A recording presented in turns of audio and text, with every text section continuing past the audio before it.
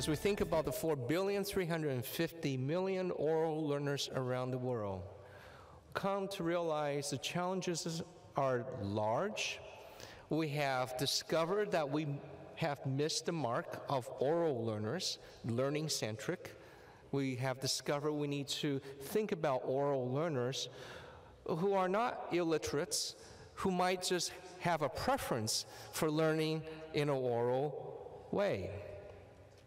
And then we have discussed, huddled together at the table to talk about what must we do differently.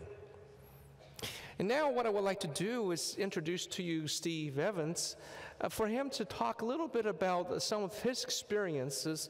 And so Steve, would you come and maybe tell us a little bit about how you have used oral strategies and maybe where might that have worked? Please, Steve.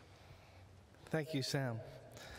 I could share many stories of being involved with oral strategies around the world, from China to Ethiopia, India, Pakistan, Afghanistan, Bhutan, many, many places. But Sam, I want to share with you a story from Pakistan.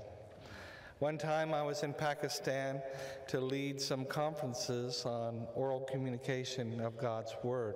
It was in the northern part of the country, a very beautiful part with high mountains and beautiful valleys. And before the conference started, I met a businessman who was in his 40s. He owned a successful tourism business. He said, "Before the conference starts, let's go on a hike in the mountains." And I agreed, and for half a day, we walked the hills and the valleys. And he asked me a question, "Why are you here?" I began to share with him the reason I was in Pakistan, in his area, was to share with oral communicators how they could share God's Word to other oral communicators for evangelism, for discipleship, for church planting. He began to ask me, "What do you mean by oral communicator?"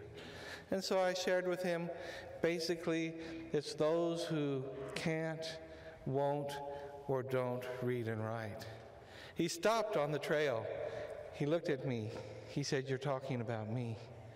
I said, "What do you mean?" He said, "I'm illiterate. Even though I'm a businessman, I can't read or write.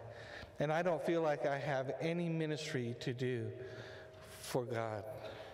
I said, "No, I think you are advantaged over many other and can learn to do ministry for God." As we continued walking, a farmer in his field called to us and said, "Come to my house for some tea." So we agreed.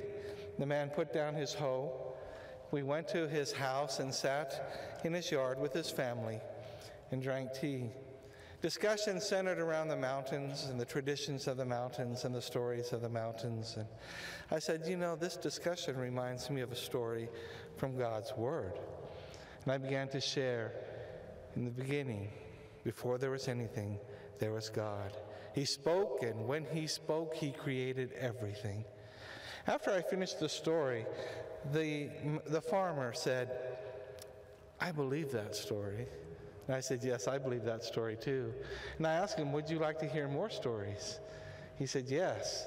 And I said, "I'm leaving, but my friend here lives here, and he will be glad to share with you stories from God's Word." He had a surprised look on his face, but as we left, I said, "May I pray for you and your family?" The farmer said yes.